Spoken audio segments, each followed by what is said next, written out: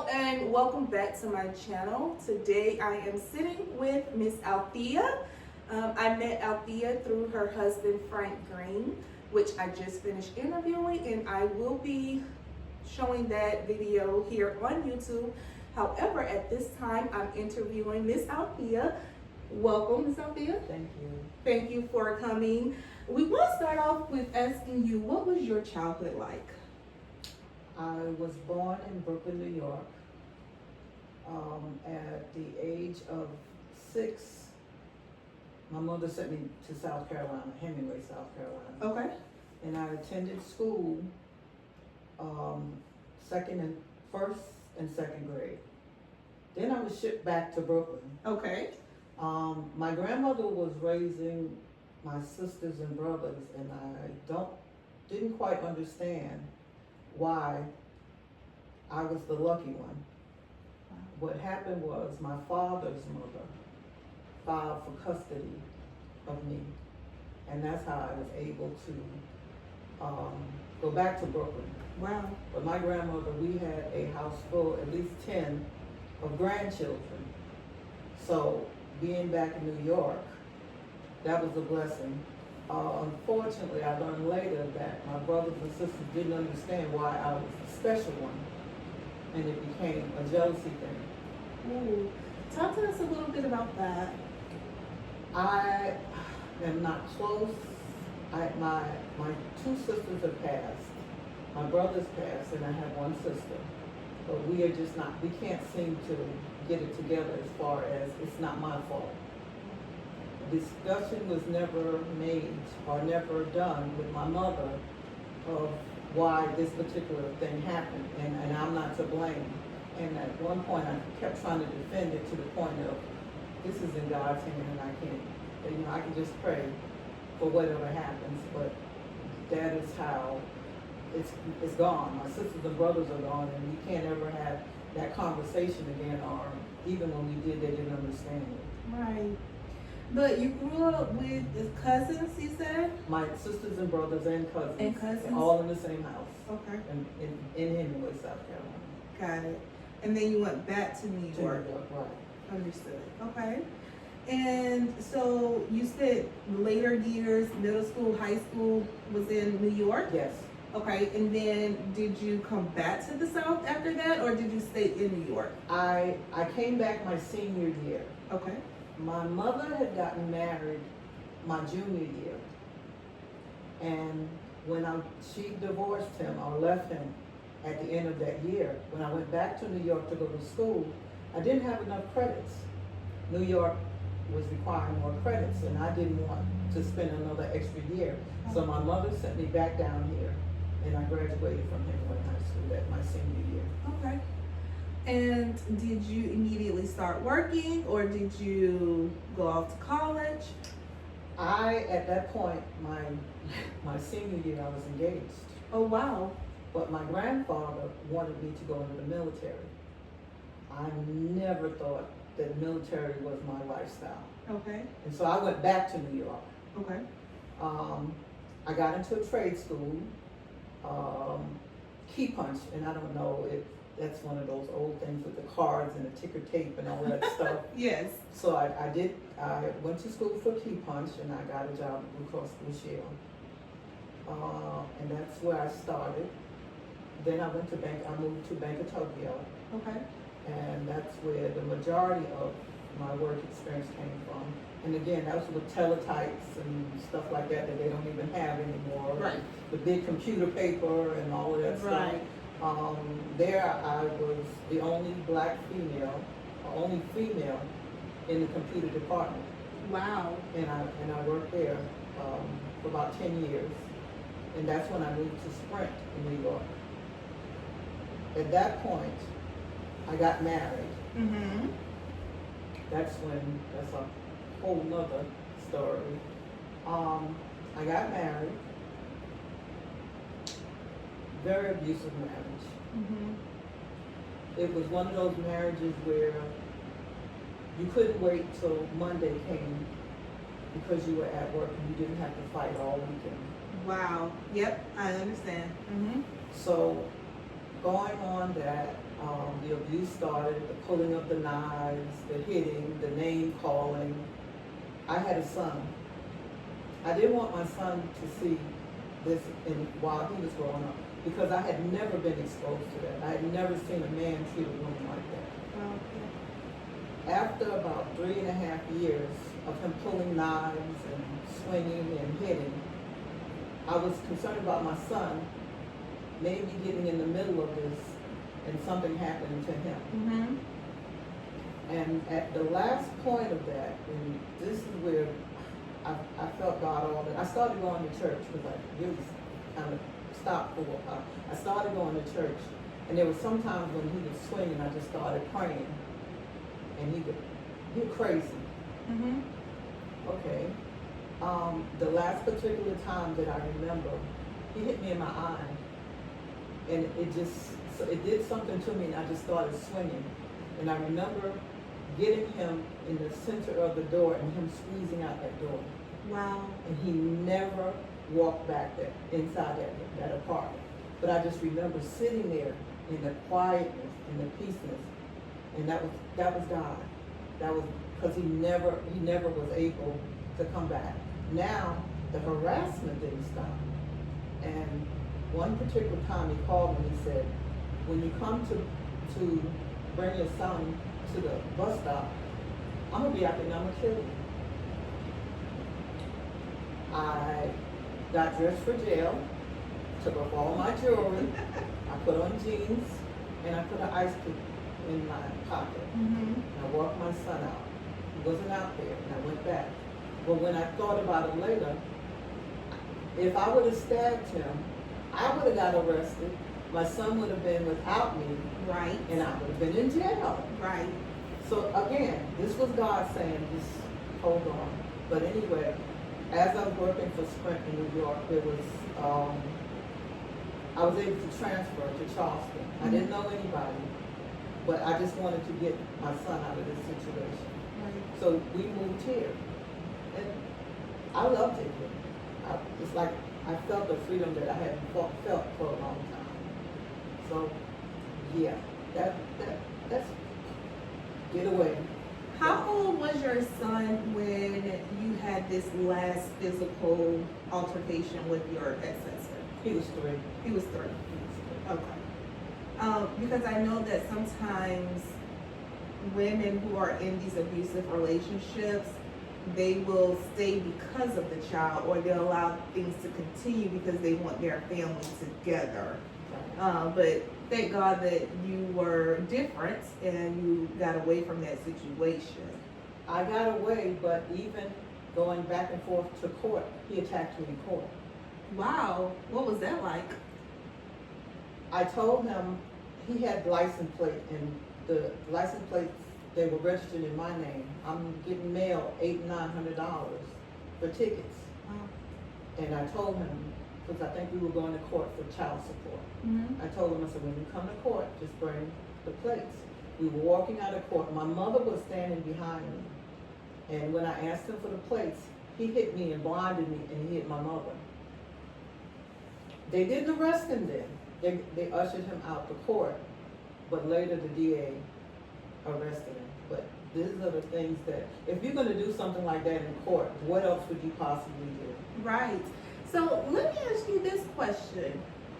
Did you ever call the cops when he was physically abusing you before this situation in the courtroom? Several times, but every time I would call, they're looking for a mark on you. Mm-hmm.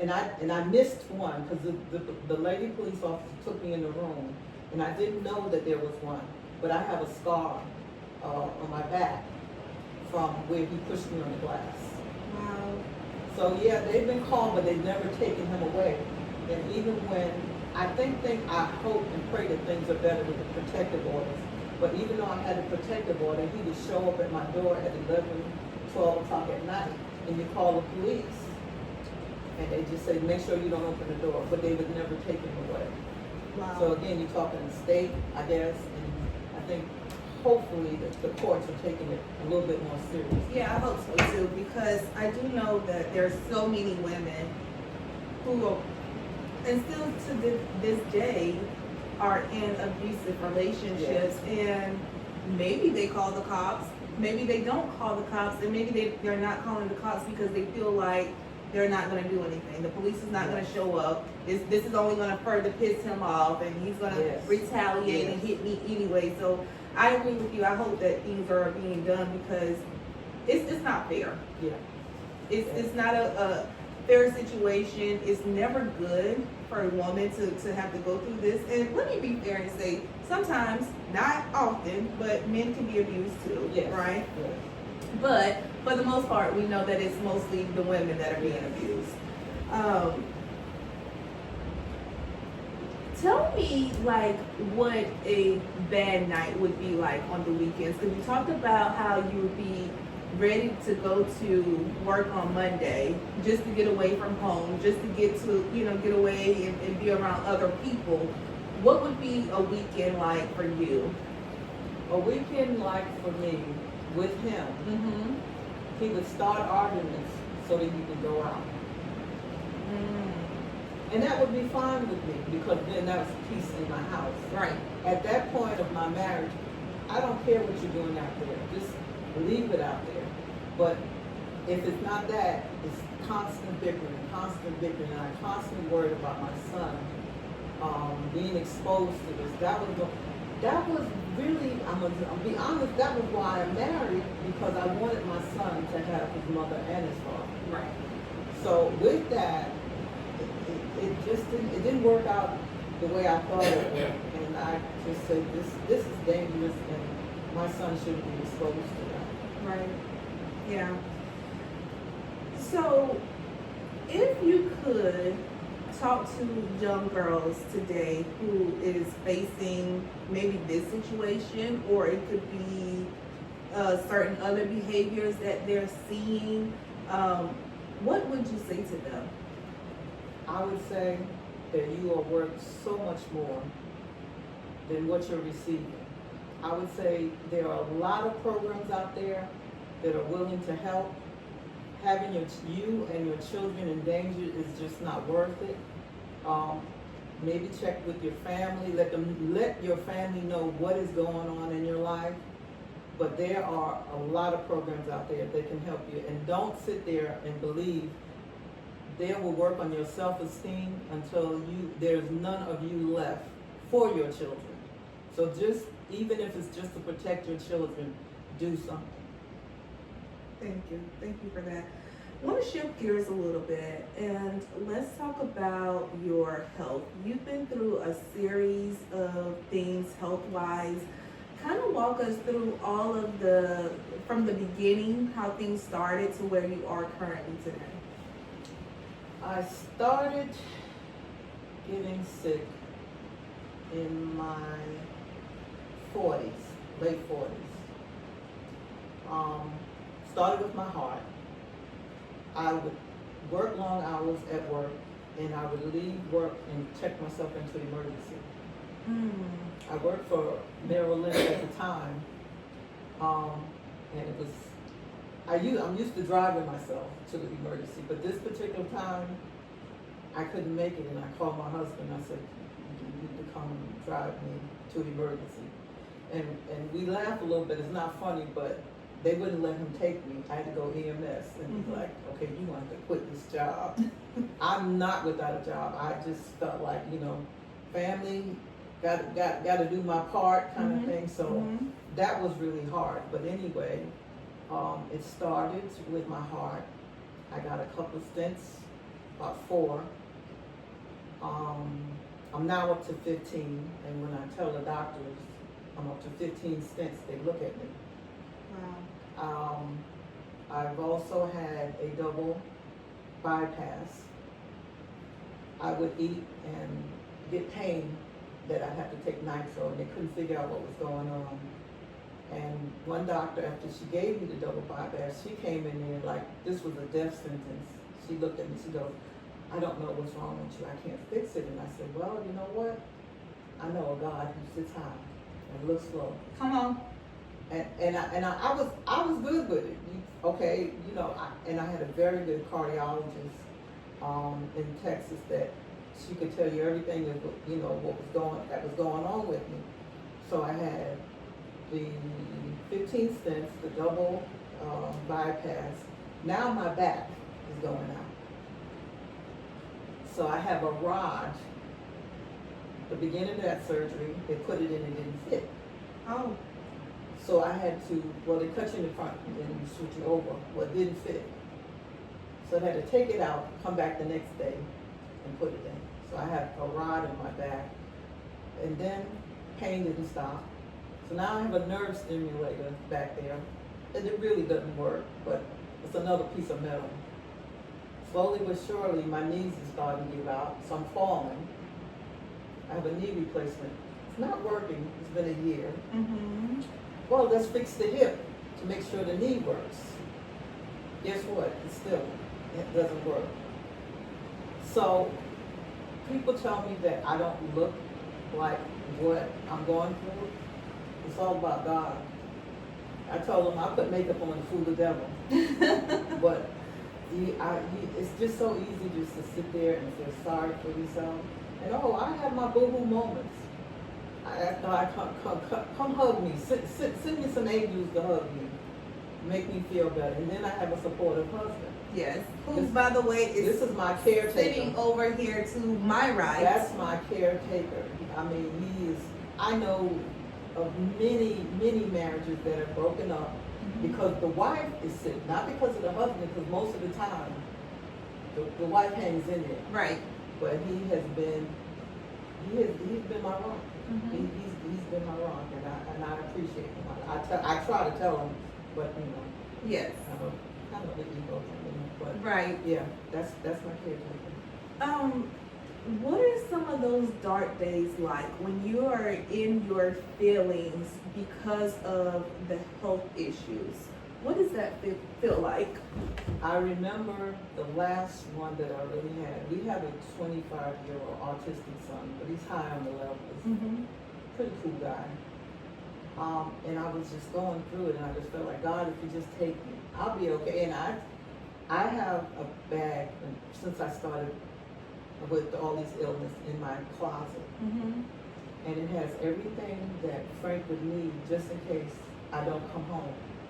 Okay. Like to prepare me for my burial. Oh, wow.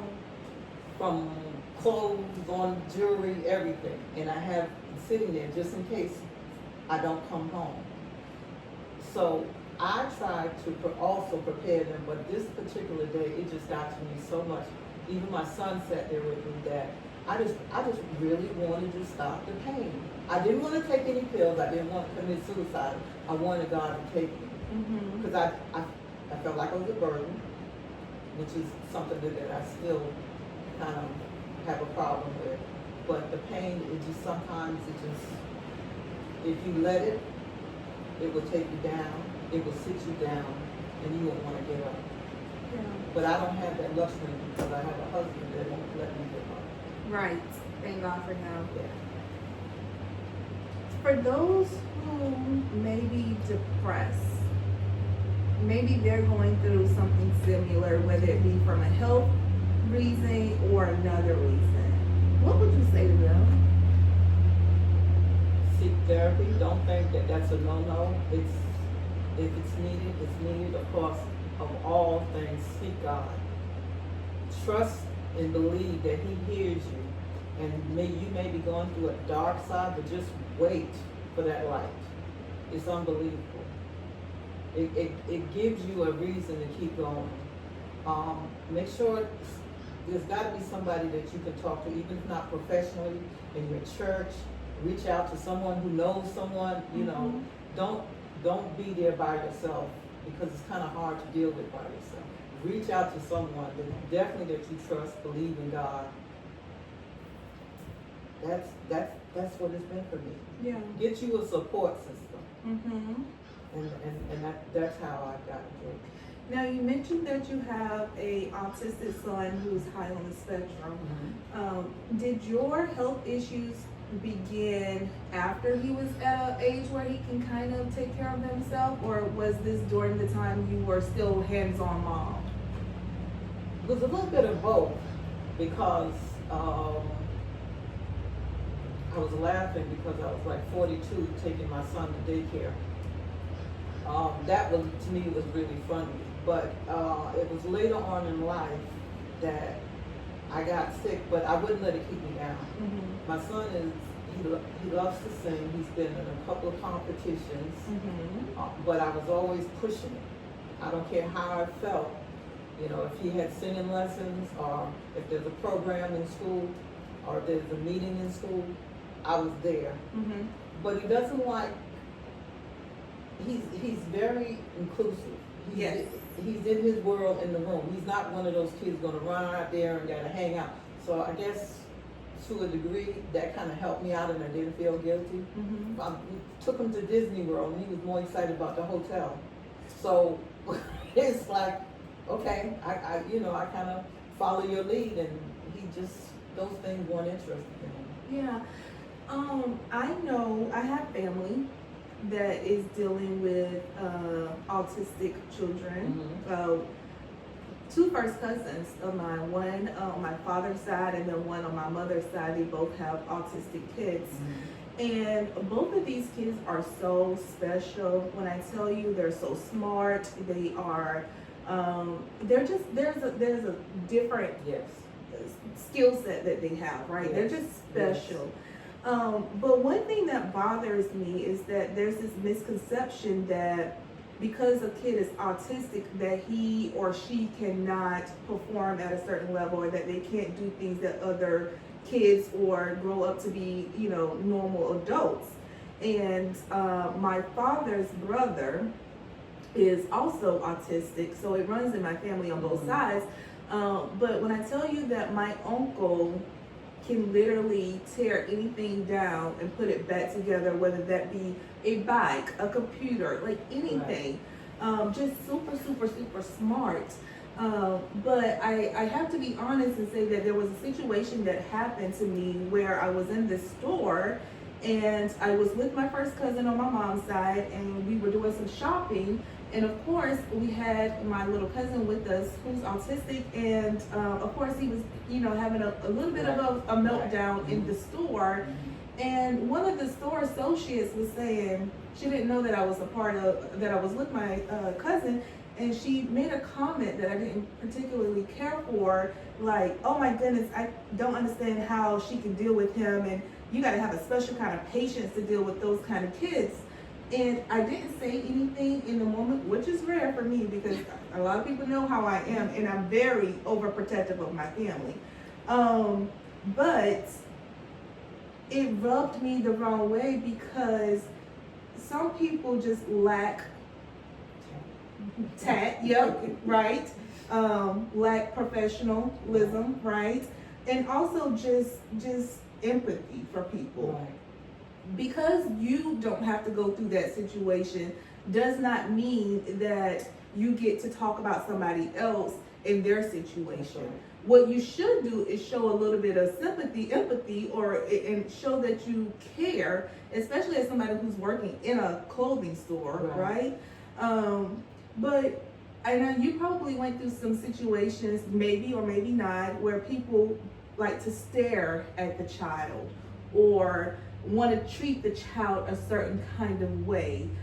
What would you say to people who, one, have to deal with that, but then on the opposite side, can you educate the other people what they should and should not do? When we moved to Texas, I had him tested earlier, wasn't sure what was going on. And we moved to Texas, I think Jordan was 6, somewhere in there. Mm-hmm. There was this diagnostic, I think that's what it's called, her name is Miss Edwards. Mm-hmm. She worked with the school system, and I went to register him, and her son was playing with him. He said, "Mom, I think something is different." She just said, "Okay, we're gonna test him for autism." Mm-hmm. Tested him for autism. Now, we were struggling for the longest in Jacksonville to find out what was going on. We knew something was going on. Right. This lady, I can't even explain. Every time I see her, I just bust out crying because she took him under her wing. from day one. When she found out he was autistic, she would follow him in school. She would see how he would act in school. She would see if he was being bothered. She would even go to the fact of seeing what he's eating at lunch. And if he only ate pizza, she had the cafeteria lady hold him a piece of pizza for the end.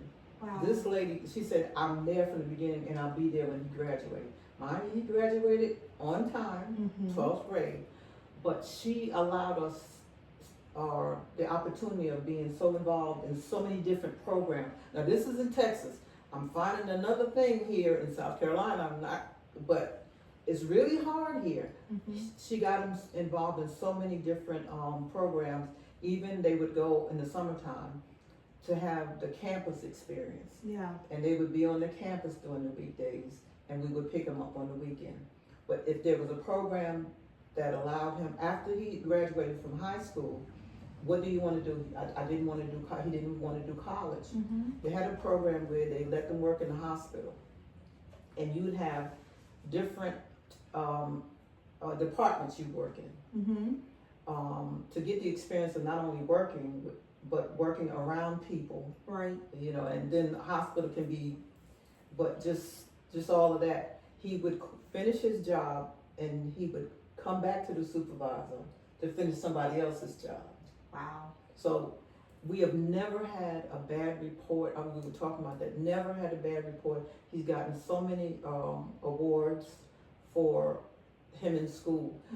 People that see children acting that way, and I was in a meeting one day and this lady was saying that, you know, when her son has these flare-ups and people are looking at her, she'll curse them out. And I said, well, no, because before you had him, you were looking at that child the same way. So you gotta kind of educate, and if you can, and it just doesn't necessarily mean all the time, educate them on, you know, what's going on with this kid. Sometimes you can control it. Yep. And sometimes you can't. Right. So the kid is going to be, you know, he's going to do or she's going to do or act out the way they feel. We never had that problem with him. God has blessed us, never had that problem. He would shut down, but he wouldn't act out. But I've seen, you know, we went to, because he was part of the Olympics, Special Olympics. Oh, wow. And there was one of my husband's co-workers brought his son. Jamie maybe about 6'6", and in the parking lot, he's just good. And this was the first time I've seen, they have a vest. This is where that wave blanket comes from. Right. So they have this vest, and as soon as he put the vest on, he calms down. So there's no one child that's gonna, you know, there's no one thing that's gonna fit one child. You have to know what your child, you know. Right. Sometimes the lights are too bright, sometimes it's too much noise. Right. And sometimes you gotta remove them from that, but you sometimes you just don't know. Right. And you just, like you said, patience. It's patience. Yeah. And I'm happy to hear about that. And I was having a conversation with someone else, and I do know that there is a difference here in South Carolina. There's not as much programs as we would like, and especially not in rural areas. You kind of have to go to Columbia or Charleston, maybe to the bigger cities, and even sometimes you just have to move out of state to get the proper help for your autistic child. But I know Jordan personally now. I've met Jordan. Jordan now works at the same place that I work, and people rave about him. And so what I want people to understand is just because a child is on the spectrum doesn't mean that their life is going to be somewhat different. It could very well be that they're on the spectrum and you might not even ever know. Yes, unless you have a conversation or you're maybe around him for a while. Right. You would know. You wouldn't. Yeah. He walks normal, talks, he's able to do pretty much anything and everything that, you know, other people are doing, but he somewhat does it better. If you ask me. But Thank you for sharing that story. I hope that someone will understand that if you're in that situation where you have an autistic child, try to have patience. Make sure you educate yourself and then educate others around you, because not everybody know the situation. They don't know how to handle it, maybe because they haven't been through that, or they are just, they're not personal to it. So I think the best thing that we can do in those situations is to educate them Right. on what autism really is. Right. And I wish we just had more awareness. I know we have an Autism Awareness Month, but I really wish that there were more awareness around it and more programs to support it. Is Special Olympics in this area at all? I've never heard of Special Olympics, so that would be Really? something I would need to look into, because I've never heard of it. Wow. They get to basketball, swimming, any kind of sports that's in the Olympics, they have it. I've never heard of that. So, And anybody with special needs of any kind is included. wow, thank you for sharing that, because maybe that will help somebody here locally to just tap in or do some research with that. So thank you for that. We're going to close it out. What is something that you would want to share to people, maybe that be young adults, young girls, young boys, whoever? What would be some words of encouragement for them? Words of encouragement is, for me, when I see these young people, I have a lot of hope.